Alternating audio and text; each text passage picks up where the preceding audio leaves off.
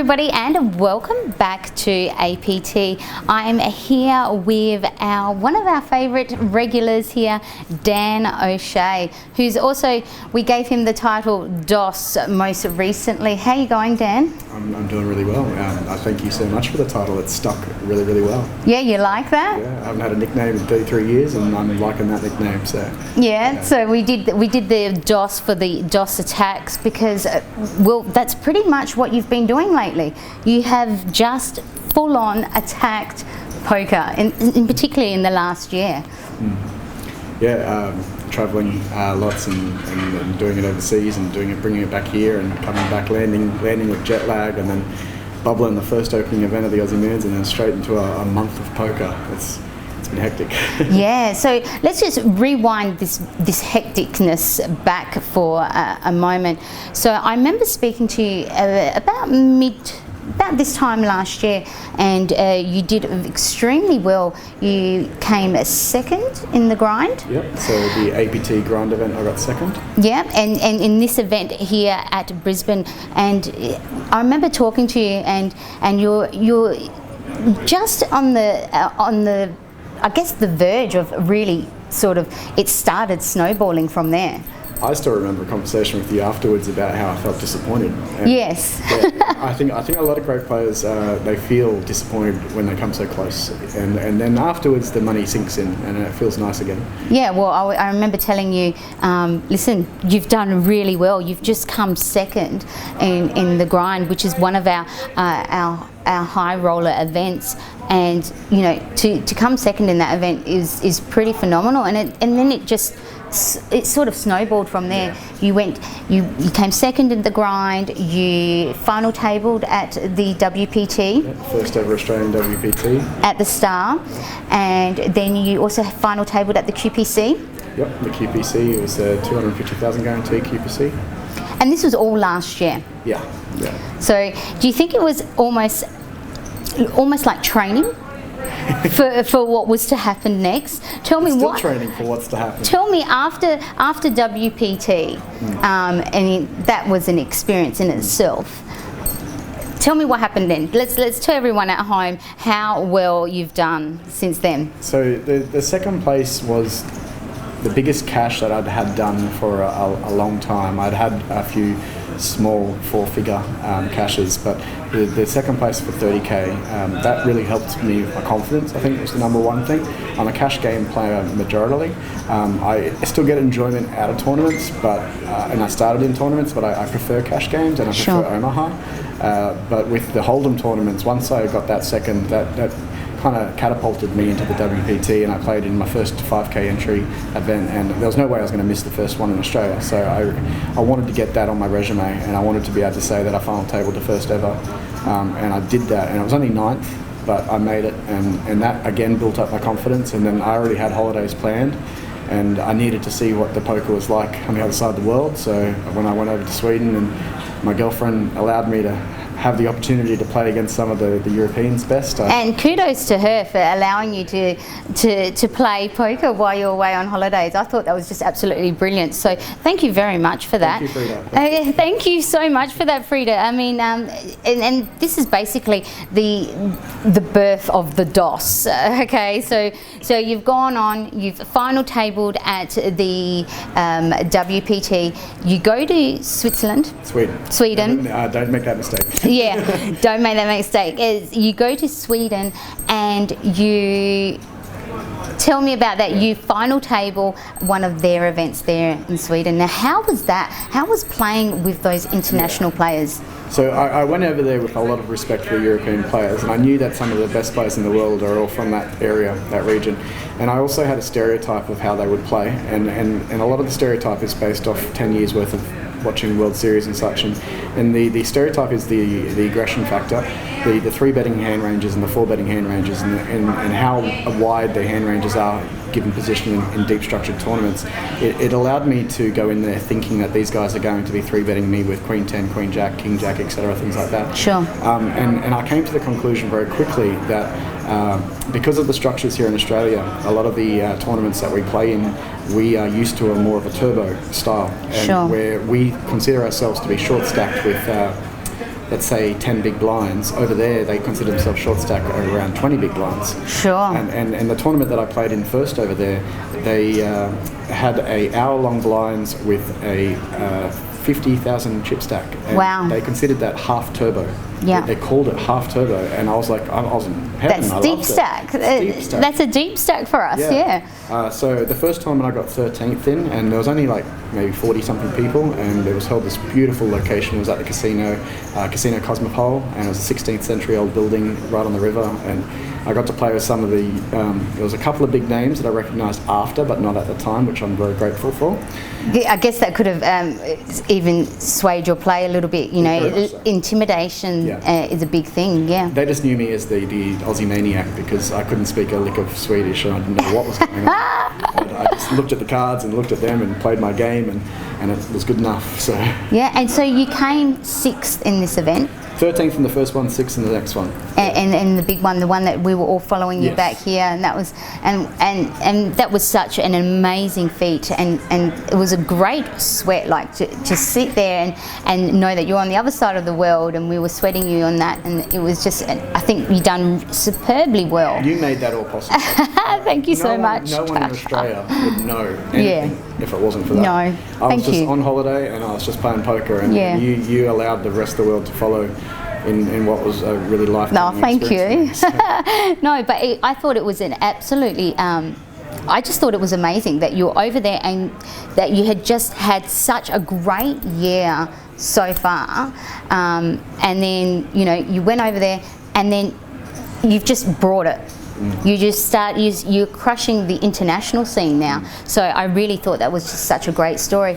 And then you come home, and how many days break did you have? You came home and you jumped straight into Aussie Millions. Yeah, one month worth of poker. And you did not think about having a break? No, you couldn't. Oh, I wanted to. I wanted to have a break. I still do. I just didn't want to miss out on that. Obviously, I mean, given the timing. I'd still be in Sweden if it wasn't for the Aussie Millions. So yeah. I came back just for that. So you came back to Aussie Millions and you played, what events did you play? Everything except for the 25k and the 50k. Sure. And the horse.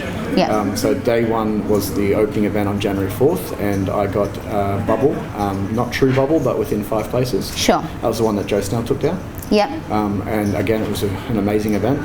That was the other factor, is because I'd just come back from Sweden and I was used to it. I'm sure you would have been a little bit jet lagged as well. Like it didn't affect me as much as I thought it would. Yeah. It affected me about a week later. Yeah. Yeah. I guess you've also got the adrenaline. Once you come off that plane, you're jumping straight into the Aussie Millions. You're playing these events. You're sort of running on adrenaline. You don't really sort of think about jet lag or being tired. The hardest thing I had to remember is to eat.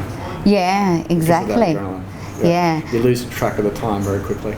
So fast forward through Aussie Millions, you get to the main event, and you bought into the main event. You didn't satellite in. You bought straight into it. But thanks to your support, I was able to sell 50% of my action. Yeah, and which is amazing. And I think that's also a huge thing for players now, to sell action, to enable them to play these big buy-ins. I'm not 100% sold on it if it was the right decision, because I mean, at the end of the day, I did start thinking how much money I'd have to give away if I was lucky enough to win it.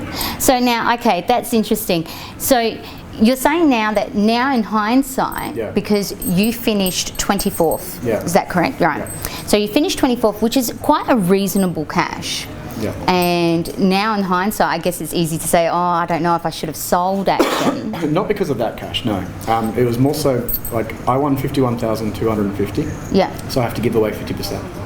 That is okay, that's fine. But if I was to win first place and have to give away $900,000, that's when it starts to tip. And I've got a lot of friends who say that you should have believed in yourself, you should have staked yourself, you shouldn't sell that much action. And I do believe that according to my own bankroll management rules, I shouldn't have been playing in that event.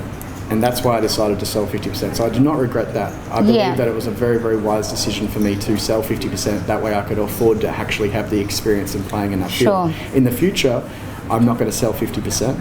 because I can afford to play in it. Yeah. But ultimately, I believe 30% is probably the number I'll be looking for. Yeah. But it allowed me to now play in more expensive tournaments and get support if need be. And that's the other thing that I've noticed as well with a lot of players. When they start playing, they have a nice bankroll when they're developing their bankroll, and they go on and they start playing the larger events. Yes. It's a lot. Do you think that it's a lot easier for them to cash? I learnt this a long time ago. In 2011, I had a very big win for my time back then, and I was given an opportunity to travel, or I was given an opportunity to go and play in the Aussie Millions, and I chose to go and travel. And I remember getting some advice from my dad at the time saying that just because you had a big win, don't pour it all into the next tournament. And I'm a firm believer that you shouldn't just ride that hype train. Yeah. And you should still have a shot every now and again and take a chance, but ultimately don't spend all your winnings on the next biggest tournament that's going to come along, because you still need a lot of luck to win these things. I often say that you don't only have to get lucky in a particular hand and a particular moment. You have to be lucky in a particular tournament. Yeah. And I could run so well in a $50 game and then play the Aussie Millions and run poorly. If you're lucky enough to use your skill and to the best of your ability in those situations which line up in your favour and be in a tournament that is life-changing, then you're set. Yeah, exactly. And so your run in Aussie Millions, this was your first Aussie Millions that you played? First Aussie main event. I have played side events before. And you ran, I mean, obviously you ran exceptionally well. We were all following you. And tell me a bit about that whole experience of running so deep in pretty much one of the most prestigious tournaments in Australia. I didn't look at the prize structure until the final day. That was one big thing. The pay jumps or the bubble, when everyone was standing up to make sure that they made the money, I still sat down. Yeah. I was so in focus. I was so concentrated. The time went so quickly. I didn't think about how many hours I'd been playing for. Were you exhausted by the end of it all? Yeah. Yeah. Yeah, I was. I still am.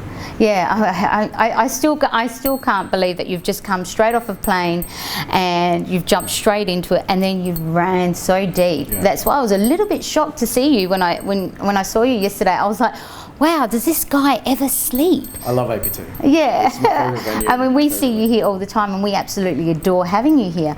But I was just thinking, wow, he is just crushing it. He is totally DOS attacking poker at the moment. So you came at 24th, and that was, you know, a superb run. Were you happy with the outcome of that?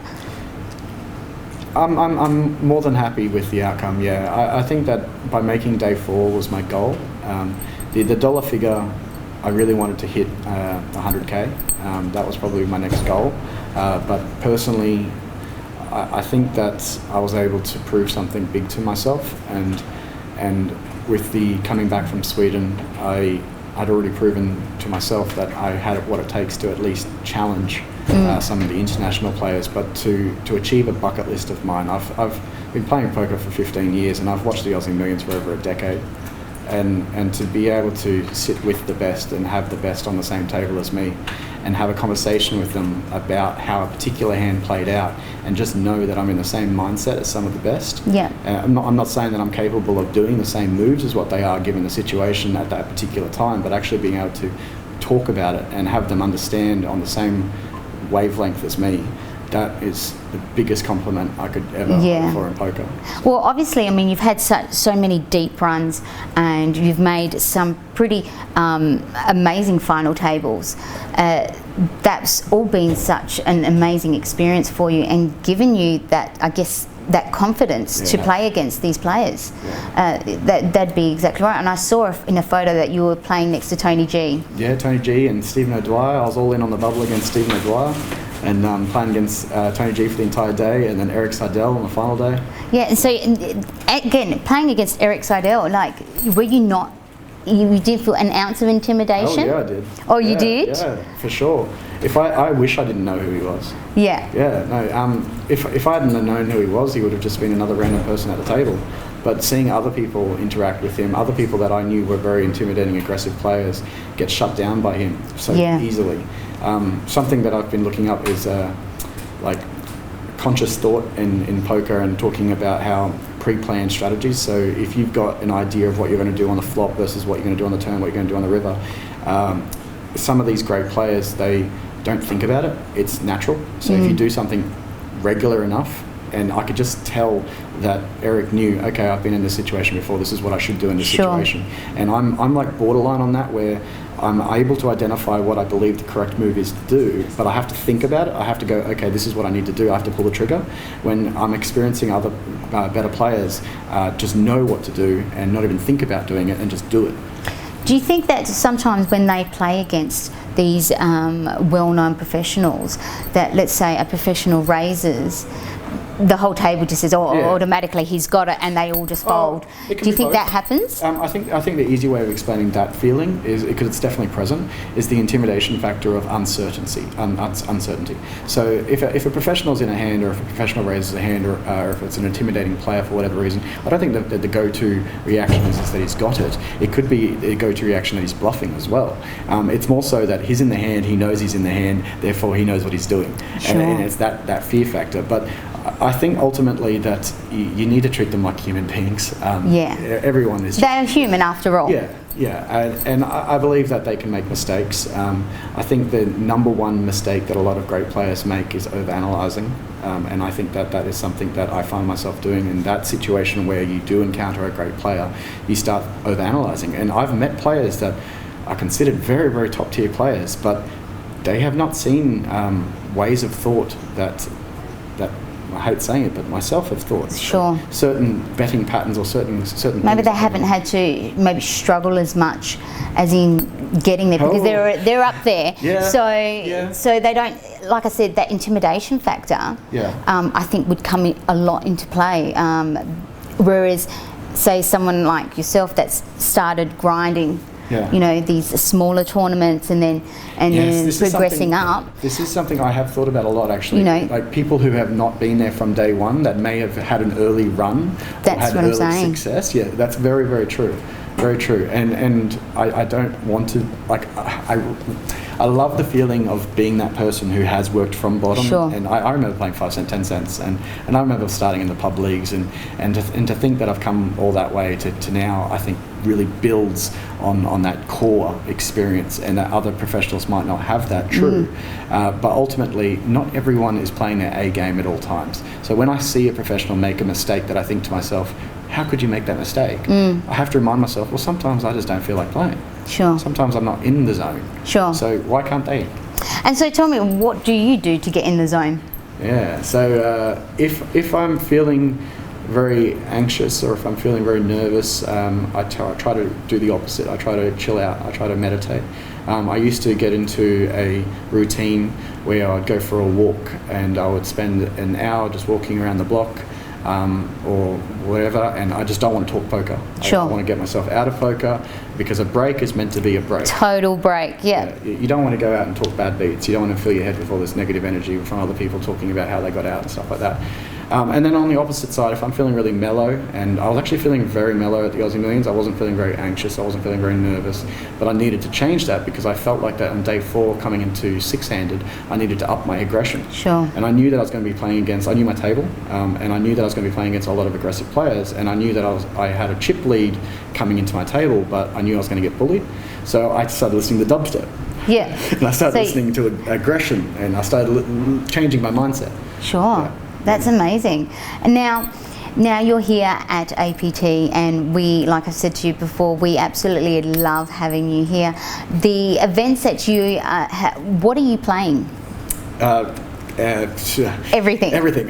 They've released Player of the Year. Yes. Now, I was just speaking to another player about that, the $50,000 Player of the Year Championships. Now, that is that's pretty cool. Yeah. Considering that you come to pretty much all our events anyhow, so this is money for jam. You've just got to make sure now. Do you think this has brought on a next level of competition? So everybody I know that I've been speaking to out there have mentioned that they've all got their eye on the prize, that this is what they're looking at, this $50,000 Players Championship. Yeah, I think Player of the Year is a really, really important thing to have. I believe that there is a lot of people that have made it big through APT, and they have successfully won some of the big events that they feel like it's not necessary for them to play the smaller ones. Yeah. Now, from a business point of view, I think it's very important that you want these people who are more well known in the community to be playing in these smaller events. That way that some of the less known players are getting the thrill of playing against and them. they get that experience as well of a real tournament environment and playing against, you know, these professionals, because you don't get that experience in, you know, you either all of a sudden you're dumped into Aussie Millions, and it can be very, you know, daunting. I remember my first WSOP, I totally freaked out, because you're walking into this room and there's, you know, 6,000 people, and But you know Shireen? Yeah. Shireen, right? Shireen still plays in all of the side events. Yeah, so And I learnt that from him. I was like, well, if he's doing it, then either he has a lot of fun with the game, he still has a lot of passion for it, or there's another reason. yeah, And I must admit, I do get bored with some of the smaller structured events, Yeah. and the smaller prize money. But I think at the end of the day, even if the 50,000 didn't exist and you just had a trophy for Player of the Year, Yeah. there would be so many egotistical poker players, yes, including myself, that would want that title. yeah. 50,000's nice. Now, talking about titles, we were having a discussion the other day. Now, how are you going with this? I guess I don't want to say it's fame, but how are you going with this new notoriety of being a you know, classed as a professional player? Part of me really enjoys it. Part of me, I have this, because I've been playing for so long, I feel like the knowledge side of my game, regardless of the results, has always been there. Mm-hmm. So when people ask me poker-related questions prior to DOS, I was still able to give them a very, very thought-out answer, and I was muchly respected amongst my peers for the opinion that I'd be able to give on an advanced particular Sure. play. And part of me feels like, well, I already knew this. Why are you only listening to me now? And I feel so bad for saying something like that. But it's like if you publish a book and people know your name, they're going to listen to you more. And Yes. something so simple as a nickname. And with recent results, people are going, oh wow, Dan actually makes a good point there, when in my Yeah. head I'm already thinking, well, I already knew this. It's nothing, Sure. it's nothing. You didn't listen to me before, Yeah, and now all of yeah. a sudden, now that you're DOS, Yeah, and they're So listening. But it must feel quite rewarding, a little bit the other rewarding. Side, the other side is lovely. Is now that you're sort of getting this recognition that, you know, you're walking through the tournament area and people are congratulating you. They've been following you. We've all been following your journey so far from the middle of last year, and I have to say it's been absolutely wonderful to see you progress and just get better and better as you go along, and you know, it's a sense of pride as also, because we kind of take you on as one of our own. He's an APT boy, you see, and so we take you on as our own. And to see you go this far and do so well, it is a great sense of pride. Yeah, I don't have any lack of desire to go further though. Oh, no? Not at all. No, the drive is still there. You don't want to go to WSOP, let's say? No, I don't have any lack of desire. To Oh, lack of desire, So right. it's not like I'm retiring. No, you don't want to retire? I don't feel settled at all. No, I think you've still got a while to go, and I do hope that you do continue on and do continue crushing it. I'm expecting big things from you. I don't want to put any pressure on you, but I am expecting big things from you here at APT, and you're going to be playing a lot of the, obviously you're going for Player of the Year, so you're going to be playing all of the events, but is there a particular event that you have your eye set on? Which I want is a ring. I want a you ring. want that ring. I want a ring. Everybody wants this ring. But I have to say, the ring is absolutely stunning. It is one of my favourite rings, and I love it. And every time, you know, the hard boys come in, I'm always stealing their bling off them, because I love bling. It as well. Yeah, and they do. Have you seen them? They wear their rings. Lets everyone know that he's wearing it. Day in, day out, and I guess it's also because the style of the ring is beautiful, and it's not so I guess, overpowering that she can't wear it Not at all. No. every day. It's quite it's well made. Dukakis jewelers, they just do an amazing job, and the style of the ring is made it's made to be worn every day, which I absolutely love. So I hope best of luck with that. You're going to have to, you realise, like I said to Brent earlier, you're going to have to take on the hard boys, because I know they put up a fight. No way. So upcoming tournaments as well, by the way. APL Millions. Yep. And then I've got another international tournament coming up. Oh, can you give us a bit of a scoop on that one? Which one is that one? In Brazil. In Brazil, amazing. In April. And amazing. And I know that we were talking earlier about you showed some interest in the cage at Costa Rica. Yeah, the Costa Rica tournament is something that I'm very curious Well, we would be absolutely thrilled to have you on the APT team that is going to Costa Rica. We've got a team going there in March for the cage, and again, thank you so much to the cage, who do sponsor a lot of our events here at APT, so a huge shout out to them. But yeah, we'd love to have you on us. Could you imagine, we'd have Dos with us in Costa Rica? We would absolutely crush the cage. There's 3 options for you to win the cage package here at APT. Is the opening event, which is on now. They're almost down to final table. Yes. And then you have Player of the Series. Oh yes, that's right. Player of the Series will win a Costa Rican cage package, as well as the cage event, which is the second to last event on the schedule. So you've got a few shots at it to win it, and we would love to have you on board. What I'd love to do now is wish you best of luck. It's been absolutely wonderful watching and talking to you today, and we feel a great sense of pride that you're one of our regulars. Thank you very much. Thank you so much. Thank you. Thank you.